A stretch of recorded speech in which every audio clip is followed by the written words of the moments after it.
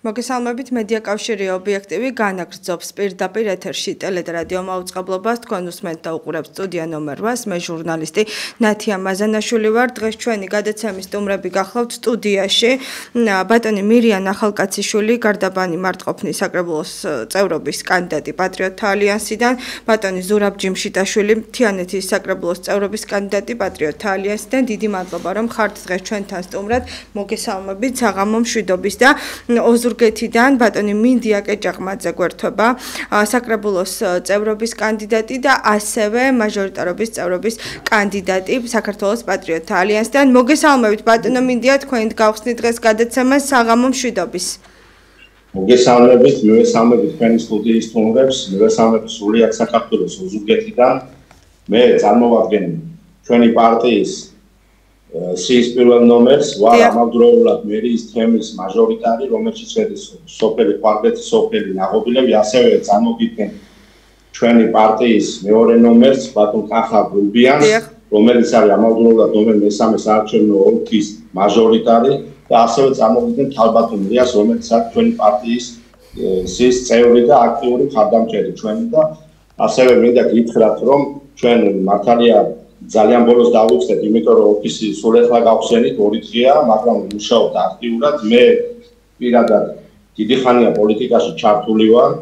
ვიცნობ ყველა მთელი რაიონი, მთელი სოფლები რადგან ვიყავი ამავდროულად წინა წლებში რაიონის გამგებლობის კანდიდატი, სრულიად ჩართული ყავს ჩემი ყველა საახლობლო სამეგობრო, ვზნობ რა ხალხის მხარდაჭერას ვზნობ ჩემი რაიონიდან, ვზნობ რომ ხალხი განსხვავებულია ჩვენი პარტიის მიმართ დადებითად ასევე თვითონც მოდიან გვეხმიანებიან ხარიათ რომ გაიხსნა ოზურგეთში პატრიოტთა ალიანსის შტაბი და ისინი გამოხატავენ მხარდაჭერას ჩვენთან ყველა დღე შემოდის ზარები მხარდაჭერის ზარები და გვეუბნებიან რომ ჩამოდით სოფლებში შევხვდით ჩვენ ხარს დაგიჭერთ თავარია არ გაყავდეს არჩევნები ჩატარდეს ნორმალურად ერთდროულად სამუდამოდ და ჩვენ ვფიქრობთ რომ ოზურგეთის პატრიოტთა ალიანსი ჩვენი შტაბი ჩვენი გუნდი იმდენ გავაკეთებთ რომ ჩვენ შევქმნით ოზურგეთის საკრებულოში ფრაქციას მე ამის დიდი იმედი მაქვს მე ძალიან დიდი იმედი მაქვს რა თქმა უნდა წარმატებას გისურვებთ ბატონო მინდია მოდით დავიწყოთ რა პრობლემებზე საუბრობენ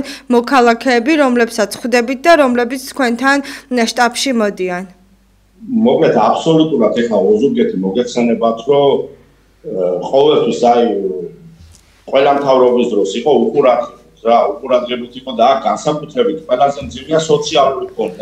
აი ძალიან კარგად მახსოვს მე როდესაც გადაღებებზე დავდიოდი ხოლმე დაბა ლაითური როგორი მოუწესრიგებელი იყო და რამდენი სოციალურად დაუცველი ცხოვრობდა.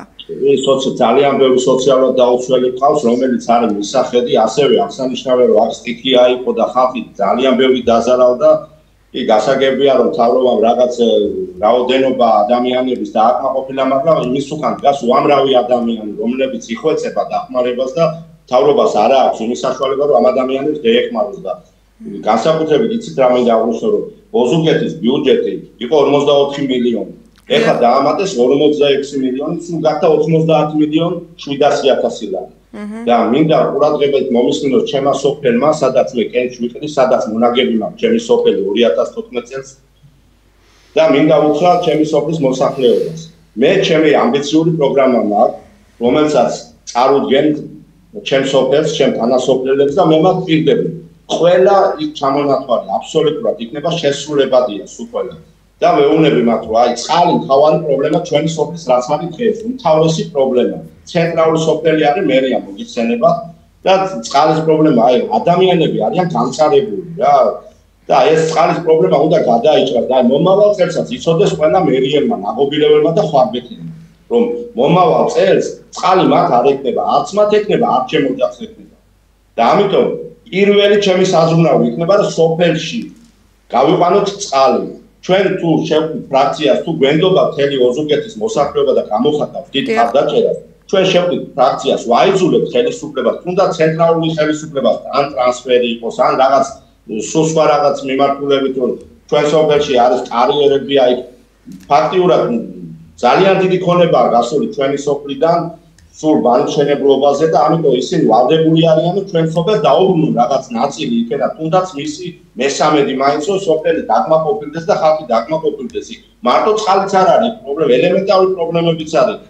მთავარი გზა კი ბატონო კარგია გაიყვანეს, მაგრამ ისიც ზოგიერთ ნაწილში ცენტრალურ ნაწილებში გაუნათებელია. შიდა გზები საერთოდ ზოგიერთ ადგილში ახლა პირადად მე სადაც რომ იქ მოწესრიგებულია, ბოლომდეა დაგებული, მაგრამ დიდი ნაწილი არის მიწოვებული და ხალხი იხვეწება რომ შიდა გზები მოწესრიგდეს, ეს ჩაბნელებული შიდა მეორეხარისხოვანი გზები განათეს და რა ვიცი ცენტრი მოსაწესრიგებელია, იქ ამბულატორია მქონდა სოფელში, რომელიც ახალი გაკეთებული იყო ამბულატორია და შემდეგ არ ვიცი რის გამო მე მაგას აუცილებლად დეპუტატი რო გავხდები მაგთენებს ჩავეძიები რომ მოვიკითხავ რატო დაშალეს ახალი შენობა დაანგრიეს და დღეს მის ადგილზე უზარმაზარი ის არის ჭარი გაკეთებული რა მიწაყრილებია გაკეთებული ამბულატორიაც რომელიც საჭიროა სოფლისთვის სამი სოფელი არის ჩემში გაერთიანებული და ეს უნდა გაკეთდეს აუცილებელია ასევე მე მოვიდები რომ როგორც ჩემი პარტია სოციალურად დაუცველებს ისევ რომ ეტაპობრივად ჩვენ მათ ბინებს დაურიგებთ ამას გავთვლით ყველაფერს მუნიციპალური ფონდიდან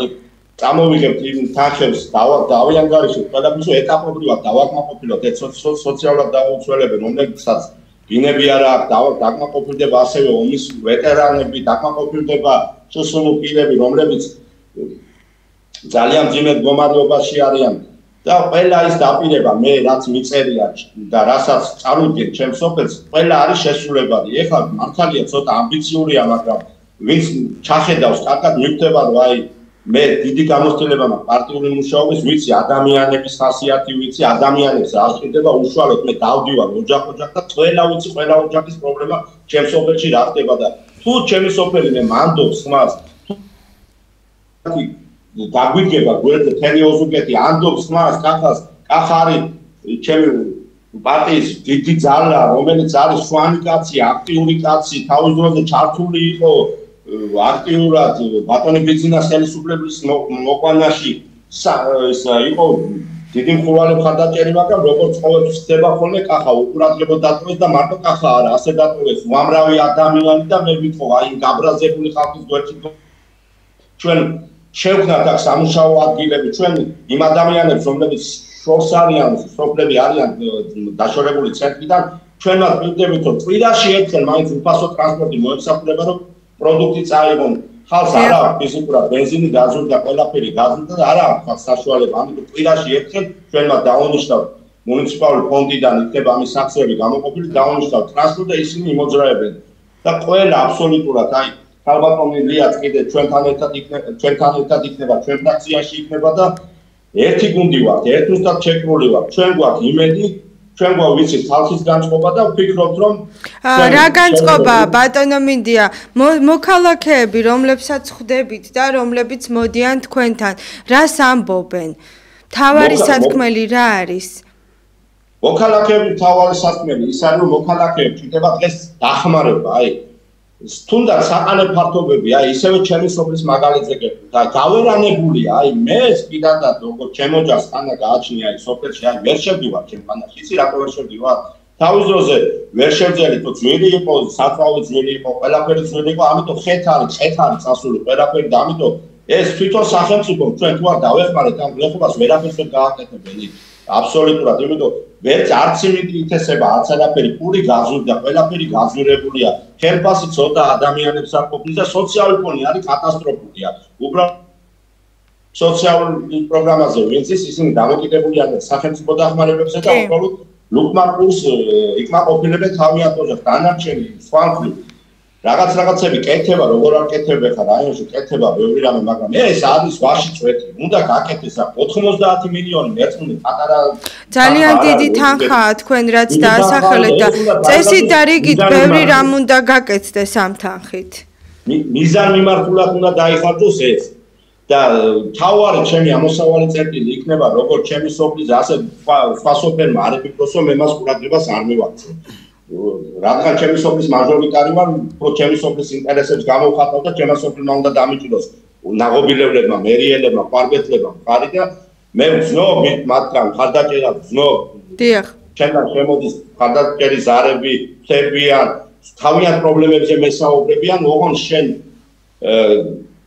დააყენე შენი კანდიდატურა მეუბნებოდი მთელი სოფელი გვერდზე დაგიგები იმ დაპირებიდან თუნდაც ნახევარი გააკეთე თუნდაც ნახევარი კმაყოფილი ვიქნებით ოღონდ დააყენე კანდიდატურა მე წავდექი მათ წინაშე დავტოვე სამსახური დიდი ხელფასი დავტოვე ჩემი თანასოფლელების ხათრით წამოვედი და მინდა რომ ჩემს სოფელს შევხედე და მთელ რაიონს მინდა იქიდან როგორ შეგვეძლება ჩვენ თუ ფრაქციას სამოუდგებით იქ რაიონულ საკრებულოში ჩვენ შევძლებთ იმიტომ ახაც მებრძოლი ბიჭია მებრძოლი კაცი ვარ ქალბატონილიაც მებრძოლი ადამიანია ჩვენს უკან ჩვენი მეგობრები და დიდი წრებით და აბსოლუტურად ყველაფერს გავაკეთებ და პარიტეტი იყოს დაცული სოფლებში იყოს პარიტეტი დაცული რა იმიტომ ერთი სოფელი იღებს 200,000 მეორე სოფელი იღებს 2 მილიონს მესამე სოფელი იღებს 5 მილიონს და ზოგიერთი სოფლები სულ გაჩერებულია კი პირველი ჩემი იქნება რომ პირველი მოთხოვნა იქნება ის რომ სოფლებზე იყოს პარიტეტი, თანაბარი დაფინანსება მისი სიდიდის მიხედვით, აი როგორც მას ეკუთვნის, ისე უნდა მიიღონ და არა ისე რომ პრიორიტეტი, აი გავლენების მიხედვით, აი ის სოფელი არის იმისი და ის უნდა გაკეთდეს და ეს კიდე შეიძლება მოიცადოს, ამან. ჩემი სოფლის მაგალითზე გეტყვით, გაზი გავიდა ბოროს ცენტრალურ სოფელში გაზი გავიდა ბოროს ჩაჭრეს და სხვა სოფლებში გაიყვანეს.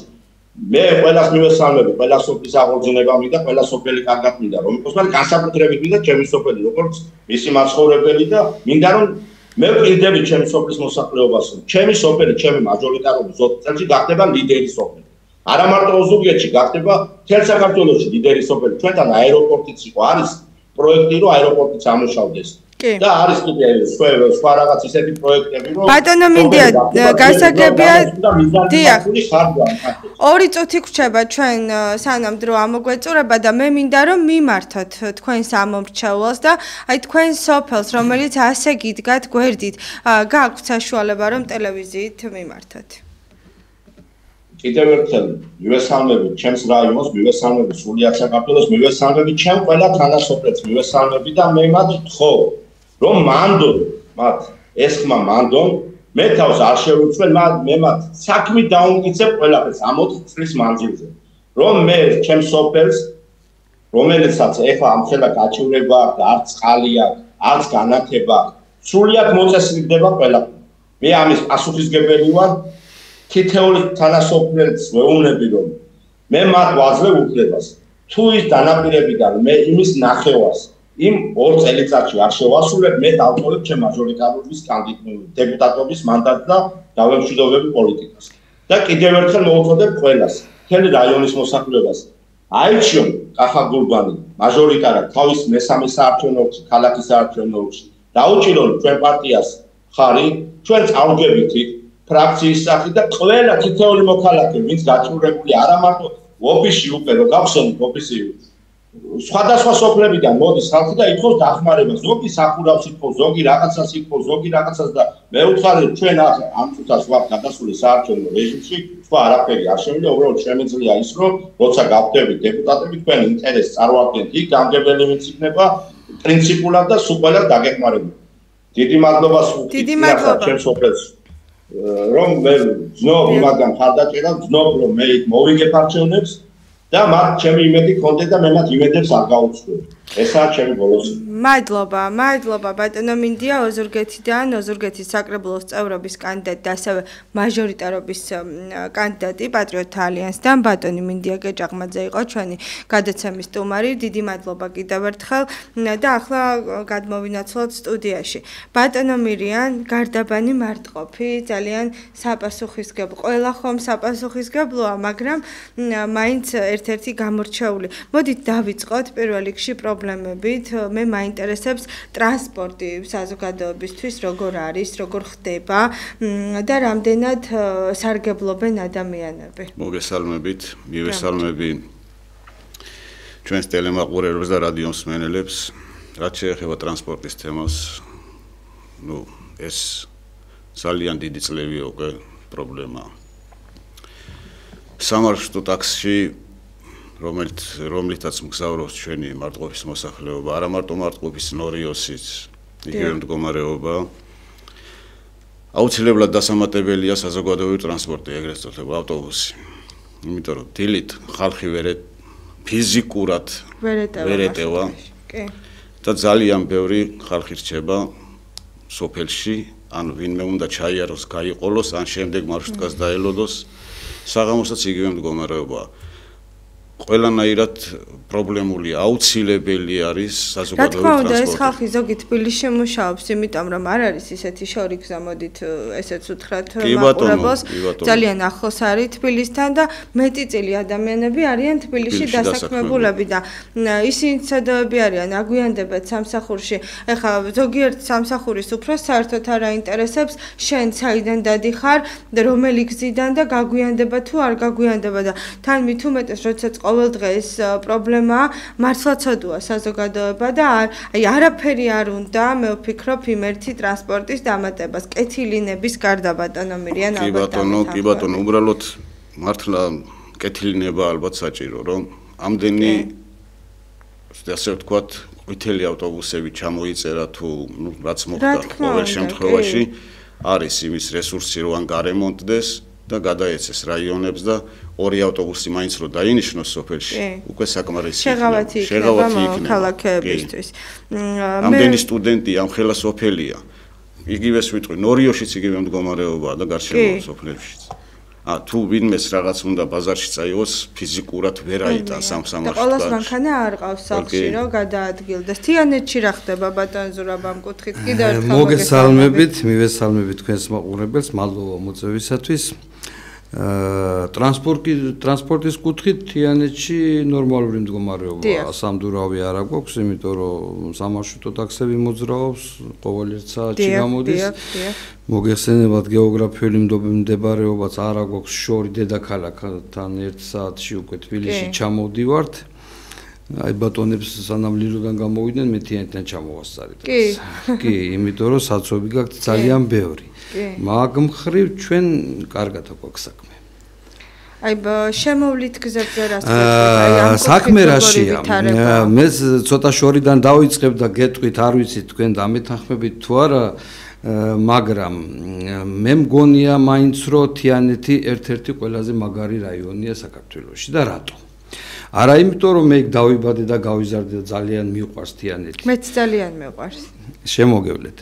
არამედ იმიტომ რომ ბევრი სიკეთე აქვს თიანეთს, თავისი გეოგრაფიული მდებარეობით, თავისი მწვანე კუთხით, თავისი სუფთა ჰაერით, სუფთა წყლით და ასე შემდეგ და ასე შემდეგ. და მინდა გითხრათ თავისი კარგი გზებით. ჩვენ გვაქვს ძალიან კარგი რაიონში მისასვლელი გზები, დედაქალაქთან დამაკავშირებელი გზები. სულ რამოდენიმე წლის წინ აშენდა ეს გზები. დიდი მადლობა მინდა მოუხადო თიანელების სახელით, ვინც ამ საქმეში იყო თავიდან ბოლომდე ჩარეული და ეს ახმეტის გზაც ახმეტის გზა და ჟინვალის გზაც.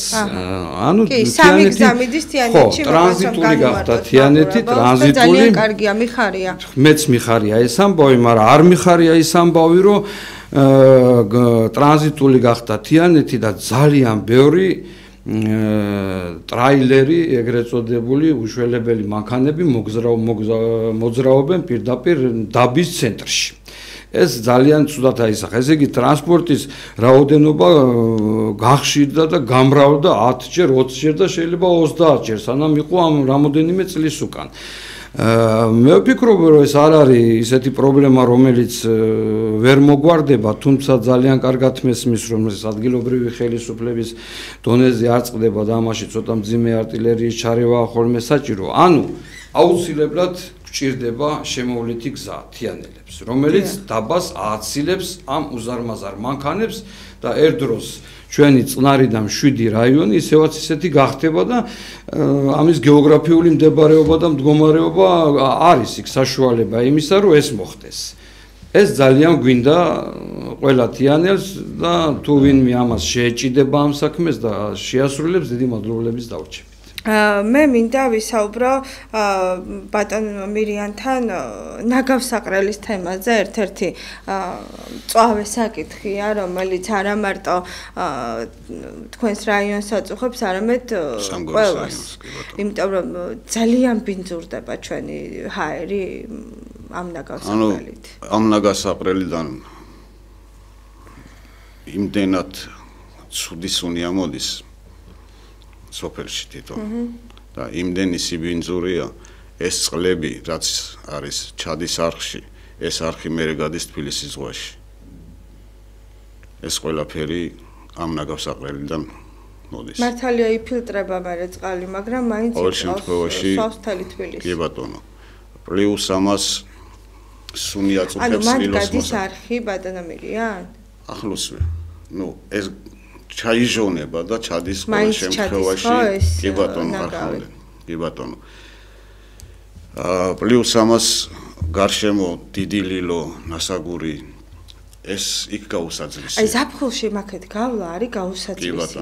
თვითონ ასახვევიდანვე იგრძნობა სუნი და ზემოთ მხარეს ვინც არის დასახლებული, როგორ უძლებენ ასეთ სუნს ძალიან მაინტერესებს. არაერთი მოთხოვნა აქვთ დიდ ლილოს სოფელ ნასაგურს რომ ეს დაიხუროს და რაღაცა ალტერნატივა შესთავაზონ ამ ხალხს. ნუ არა მარტო იმათ ეხლა მარტყოფში წამოდის და ნორიოში წამოდის, როცა უკვე ცოტა ღრუბლიანი ამინდია. ანუ სუნი ამოდის, კი. ღრუბლიანი ამინდი როა და ვეღარ გადის, მაგრამ იშლება.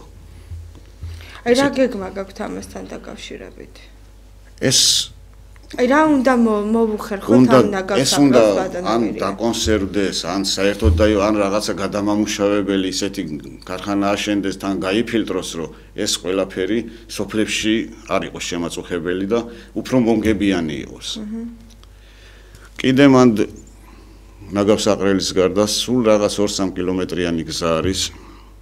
აი რო იტყვიან ზარზეიმით გაიხსნა ეგ გზა. როდის? სულ რაღაც შეიძლება წელიწადნახევრის უკან არ მიახლოებით რა. ეხლა იმ გზაზე არ გაივლება. რატომ? იმხელა ორმოებია გაკეთებული. ამ ნაგავსაყრე ეს უხარისხო ხო აბა უხარისხო ხო ეს თავისთავად. ამდენი სატვირთო დადის ეს დასუფთავების სატვირთოები რომელიც დადიან. არ არის ალბათ არ იყო ალბათ იმ სატვირთოებზე გათვლილი და ძალიან სასწაულ იმ გზაზე არ გაივლება რო იტყვიან. აი ეგეთი მდგომარეობა, ამას ემატება ჩანგრეული ხიდი კიდე. ნუ მოუწესრიგებელია რა. ეს მხარე ეგ ტერიტორია ფაქტიურად ლილოში რო გინდოდეს მარტყოფიდან წასვლა უნდა ჩახვიდე ლილოს ბაზრობით 6 სვეტაფორი გაიარო, კვერი ახვიდე, ნუ შორი გზით უნდა. ნაგავსაყრელთან დაკავშირებით დუშეთში და გაქვთ მე მგონი ნაგავი, ხო? კი, უკვე რამოდენიმე თვეა ალბათ. რატომ ბატონზურებ? ჩვენ გქონდა საკმაოდ კარგი თანამედროვე ნაგავსაყრელი, მაგრამ ეს შეივსო. ეს ნაგავსაყრელი და დახურეს და თიანურ ნაგავს ვეზიდებით დუშეთში. რას ბრძანე? ხო, წვალობენ შესაბამისი სამსახურები, ბიჭები, ძალიან ძნელია ამის გაკეთება, თუმცა მინდა გითხრათ, რომ ეს რამოდენიმე დღის უკან ესეთ ადამიანურ საუბრებში მოვისმინე, რომ თითქოს ნახეს ტერიტორია კახეთის მხარეს, სადაც აპირებენ ახალი ნაგავსაყრელის გაკეთებას და ეს ძალიან გაგვეხარდა თუ ეს რა თქმა უნდა გაკეთდება. იმიტომ რომ მე ვფიქრობ რომ თუ ნაგავში ვიცხოვრებთ, ვერანაირი წინსვლაზე და წარმატებაზე საუბარის აზრი არ აქვს. თვითონ რა პრობლემებია თიანეთში? როდესაც ხვდებით მოქალაქეებს, რას ამბობენ? მოქალაქეებს ახლა თიანეთში ზუსტად ისეთივე პრობლემები აქვს, როგორც დანარჩენ საქართველოში. ძალიან ბევრი პრობლემაა, ადამიანური პრობლემებია იქ. ემიგრაცია დიდი პრობლემა მინდა გითხრათ. აი ზევით სოფლებში რა ხდება მთაში ჟებოტიდან? ზევით სოფლებში ეხლა არც იცლება მაგალითად. არა, ვერ ვიტყვი რომ იცლება, იმიტომ რომ რამოდენიმე სოფელში სულ ცოტა ხნის წინ მიიყვანეს ასფალტიანი გზები, ეს იყო არტანში, იყო კვერნაულაში, კიდევ რამოდენიმე სოფელში. ვერ გეტყვით რომ იცლება, უკვე დაცლილია. ისედაც დაცლილია და ზუსტად აი ემიგრაცია რო ვახსენე, მე ძალიან ბევრ ადამიანს ვიცნობ თიანეთს, რომელიც უცხოეთშია უკვე დიდი ხანია წასული, მე მაგის სტატისტიკა არა მაქვს, მაგრამ ჩემი ვარაუდით ერთსულ მოსახლეზე თიანეთი ალბათ პირველ სამეულში უნდა ვიყოთ საქართველოში ემიგრაციით რა. ძალიან ბევრი ადამიანია წასული.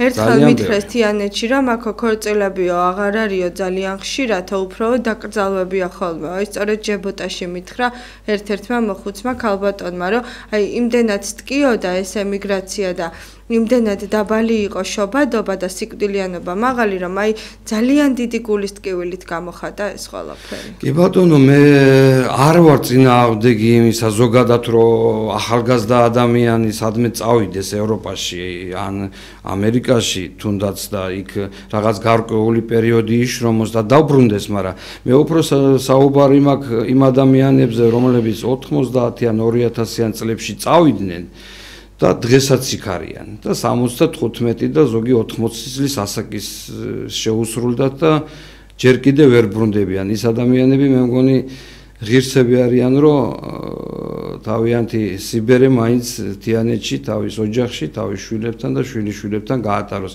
ეს გლობალური პრობლემაა, მე ვერ ვეტყვი, რომ ამის გადაწყვეტის გზებს ვხედავ, მაგრამ ძალიან მტკივა ეს ამბავი და მინდა რომ ყველა თიანელი თიანეთში დაბრუნდეს ძალიან მალე. მეც რა თქმა უნდა, არა მარტო თიანეთს, არამედ სრულიად საქართველოს მასშტაბით ვისურვებდი, რომ არ იყოს ემიგრაცია და ალბათ თქვენს რაიონშიც არის ეს მწვავე პრობლემა. კი ბატონო, კი, მე თვითონ რამოდენიმეჯერ ვიყავი, წავედი, მოვედი, ჩამოვედი, მაგრამ არის კატეგორია, რომ წლებია წასულია უკვე, ძალიან დიდი წლები არის წასული, რომ ჩამოდის რა ვაკეთო აქ. აი რა გავაკეთო აქ და უკან ბრუნდება. მაქსიმუმ ერთი თვე გაჩერდეს, ნახავს, რომ ხარჯის მეტი რაც ჩამოიტანა არაფერი აქ და უკან ბრუნდება. იგივე მდგომარეობა ძალიან ბევრი ხალხია გასული. მარტყოფიდან. და არა მარტო მარტყოფიდან, გარშემო ყველა სოფლებიდან. ვიცით, ალბათ ძალიან მნიშვნელოვანია სამუშაო ადგილების შექმნა, იმიტომ რომ ერთ-ერთი მთავარი პრობლემა, როგორც ახალგაზრდებისთვის, ასევე შუა ასაკის ადამიანებისთვის არის სამსახურის პოვნა. თან განსაკუთრებით რაიონში როგორ ჭირს, ახლა თქვენ თქვით, რომ მეტი წილი მოქალაქეების დადიან თბილისში.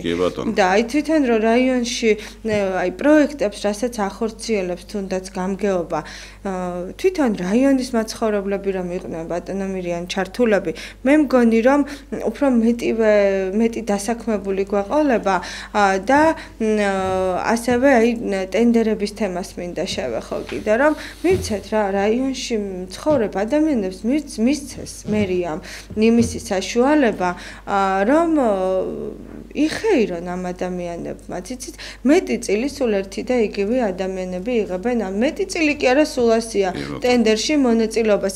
ერთი კომპანია და ის კომპანია აკეთებს. ნუ როგორ დავიჯერო, რომ სხვა მარიცის ის სამუშაო და მხოლოდ ერთი კომპანიის თანამშრომლებმა იციან. მართალი ბრძანდებით ერთი და იგივე შესაძლებელია დასაქმებული იყოს. მაგალითად გზის მშენებლობაზე ახლა რაც მიმდინარეობს მარტყოფში, ცენტრალური გზის მშენებლობაზე მაქვს საუბარი. შეიძლება მუშაობს 20 კაცი და იქიდან იყოს 2 მარტყოფელი. ანუ ადგილობრივი. როცა შესაძლებელია რომ 20 კაციდან 20-ვე მარტყოფელი იყოს. არ მინდა გამორჩეს მარტყოფი ლილოს დამაკავშირებელ ხიდზე მინდა რომ გკითხოთ. ისე მოუწესრიგ, აი რაც როგორც ჩავარდა და როგორც არის, ისე სადღაც წელიწადნახევარი სავარაუდოდ იქნება, ზუსტად ვერ გეტყვით, მაგრამ სავარაუდოდ იქნება. ეს ხიდი არა მარტო ნორიო მარტყოფი და ლილოსთვის არის დამაკავშირებელი. სამხედრო ბაზაც იქვე. კი, რა თქმა უნდა, კი. იმით ვინაც აუცილებლობაა. ვერ გეტყვი, როდის გაკეთდება? ვინ გაიმარჯვებს ტენდერში, რა როდის დაიწყება? ხო, არანაირი ისეთი თანხა არ უნდა, რომ აი რაიონმა ვერ გამოყოს და ვერ გაკეთდეს, ხო? უბრალოდ აი წეღანაც თქვი, კეთილი ნებაა ხოლმე ხშირ შემთხვევაში საჭირო. ბატონზრო, მე ვიცი, რომ თიანეთში არის ძალიან სერიოზული პრობლემა მაწანწალაძაღლების. კი, ნამდვილად გეთანხმებით, როგორც და სხვათა შორის აი თელავშიც, იმიტომ რომ მე მთხოვენ, რომ ეს საკითხი დავაყენო. ღამე გამოსვლის იცით როგორ მეშინია ყველგან, რომ აი ჩვენ ხო არა ვართ დაცულები, ალბათ თქვენთანაც იგივე პრობლემაა ბატონო მირია. არ ვიცით ეს ძაღლები არიან აცრილები, როდის არიან, როგორ არიან, რამე მუკბინათ, არ უკბინათ და შესაბამისად ვართ ცუდ დღეში. ბავშვები ვერ გამოყვავს გარეთ. აი ჩემი корпуსის წინ ვაზის უბანში მაგალითად სულ სავსეა მაწანწალა ძაღლებით და ისე მეშინია ხოლმე სკვერშიც ვერ გადიხარ ვერ ჯდები და აი მე პირადად ძალიან მაწუხებს ეს საკითხი აი როგორ ჯერ ხო თიანეთის პრობლემა მითხარით და მე აი თქვენ ორივეს მინდა გკითხოთ ჩემს სტუმარს და მე ჩემს ასაცვით ვიტყვი როგორ უნდა მოგვარდეს საერთოდ საქართველოში ეს პრობლემა? როგორ უნდა მოგვარდეს მაგას ვერ გეტყვით, მაგრამ მე დარწმუნებული ვარ იმაში, რომ მსგავსი პრობლემა ყოფილა თუნდაც რომელიმე ევროპის განვითარებულ ქვეყანაში და მოუგვარებიათ ეს პრობლემა. აი როგორ რა მეთოდებით? მოუგვარებიათ, მე არ ვიცი როგორ, მაგრამ მე ევროპაში ასე არ შემხვედრია არსა ძაღლი მაღაზიასთან, ბანკთან, კი. ხო? მაგრამ რატო არ შეიძლება ვკითხოთ ადამიანებს, მათ ვკითხოთ როგორ მოაგვარეს, ჩვენ თუ არ ვიცით, ხო შეიძლება რომ ვკითხოთ როგორ მოაგვარეს ეს პრობლემა. მე არ ვიცი როგორ მოაგვარეს, მაგრამ მოგვარებადი რო არის, მაგრამ საქართველოში ჯერჯერობით არ ეთყობა რომ ეს მოგვარებადი პრობლემაა. მე ვერასდროს ვერ გავიზიარებ იმ ადამიანების აზრს, რომლებსაც ეცოდებათ ის ძაღლი, რომელმაც ეტლში უკბინა ბავშვს. რომელმაც ვერ დაიცვა თავი და ახალგაზრდას. ჩემის აზრით თავშესაფრები უნდა აშენდეს, ან ხო მე მართლა არ ვიცი ეს არის როგორ არის მოგვარებული სხვა ქვეყნებში, მაგრამ არის მე არ ვიცი როგორ გვარდება სხვა ქვეყნებში, აი ალბათ ყველგან იქნება სავარაუდოდ ეს პრობლემა, მაგრამ ფაქტია რომ მაწუხებთ ადამიანებს, ხო? აი თუნდაც ღამეის ყეფაც, თუნდაც ის რომ მაღაზიაში ვერ გახვალ ელემენტარული ღამე რომ დაგჭირდეს. ახლა სოფელში ძაღლის ყეფა არც არავის გაუკვირდება და არც არავის უკვირს, მაგრამ ყოველ შემთხვევაში რომელიც გარეთ დაწანწალებს, იმ მათთვის ჩემის აზრით ვიტყვი რომ თავშესაფრები ასაშენებელი და იქ არის ჩასაბარებელი. ვისაც არ უნდა თავის ძაღლი იქნება თუ კატა იქნება მიიყვანს ჩააბარებს. ფაქტიურად ახლა ესაც ერთობლივ ბიზნესად დაიტევს ამდენ მაწანწალა ძაღლს თავშესაფარი. კი, იცით რა, ახლა ვიღაცას აღარ უნდა ძაღლი გაუშვას ქუჩაში, ვიღაცას აღარ უნდა კატა გაუშვას ქუჩაში, ასე არ უნდა იყოს. ჩვენ იმას კი არ ვიძახით, მე მაყურებელს მინდა ვუთხრა, რომ ჩვენ არ გვიყვარს ცხოველები, არა, პირიქით, ძალიან გვიყვარს, ძალიან ზოგ სახში შეიძლება ყავდეს, მე კი არ მყავს, მაგრამ კი ვეფერებით, ვუვლით, პატრონობთ, ვაჭმევთ, ვასმევთ, ჰიგიენურად ვუვლით და სამედიცინო კუთხით, მაგრამ აი ის რომ შეიძლება გარეთ გახვიდე, გიკბინოს და შემდეგ უფრო ცუდ დღეში ჩავარდე, ეს პრობლემა აუცილებლად უნდა მოაგვაროს სახელმწიფომ. ფაქტიურად არც არსებობს ამ კუთხით არაფერი. საკმაოდ კარგი და დიდი ტერიტორიები გვაქვს ბატონო მირიან, აი თუნდაც ქალაქ გარეთ, სხვადასხვა რაიონებში გამოიყოს რაღაც ტერიტორია და ერთი ლამაზი კარგი თავშესაფარი აშენდეს. აი ასე ქუჩის ძაღლების და დაისვენებს მოსახლეობას. ისინი თვითონ ძაღლებიც დაისვენებენ, იცით, ზამთარში აღარ იქნებიან ბანკში, ავტობუსში, პადიესში, კი, აი აღარ იქნებიან, უბრალოდ აჭმევენ, ასმევენ და რაღაცას გამოყოფს, კი, ცოდოები არ არიან. ეს როგორც თქვენ წერან თქვენ ახსენეთ, ეს არის კეთილი ნება. კი. მე მინდა ახლა სხვა თემაზე გადავიდე, ეს ეხება საძოვრების თემას, ბატონო მირიან თქვენგან დავიწყოთ. ძალიან ბევრი ადამიანი ადრე თავს ირჩენდა ხოლმე სწორედ საქონლით და იყო ხოლმე დრო რომ ბევრი საქონელით დადიოდა, დაყვებოდა მათ პატრონიც, კი ბატონო ვინც იყო, მიყავდათ საძოვრებზე და ნუ თითქმის ყველა ოჯახიდან ვიღაცას ყავდა ძროხა და ირჩენდნენ თავს სხვათა შორის მაშინ ძლიერიც იყო სოფელი, მე 90-იან წლებზე ვსაუბრობ, მიუხედავად იმის, რომ გაჭირვება იყო, აი ამ კუთხით საქონელი, ფრინველი თითქმის ყველა ოჯახს ყავდა. ახლა რომ ჩახვალთ სოფელში, აღარ ყავს თითქმის არავის. რატომ? იმიტომ რომ აღარ არის ის პირობა, რომ საძოვრებზე გაუშვან, აღარ არიან ადამიანები, ვინც ამ საქონელს გაყვება და ეს საძოვრები სად გაქრამე ის მაინტერესებს. საძოვრები ჩემის აზრით საკუთრებად გადავიდა ძალიან ბევრის.